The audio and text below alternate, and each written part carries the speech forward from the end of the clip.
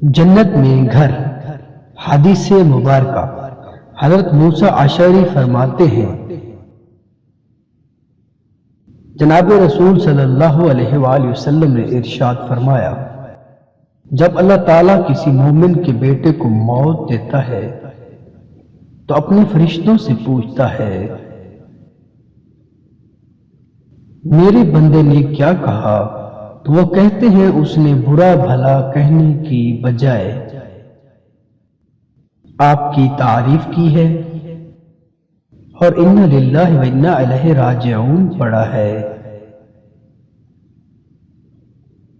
تو اللہ فرماتے ہیں اس کے لیے جنت میں ایک گھر تعمیر کر دو، اس کا نام بیت الحمد رکھ دو۔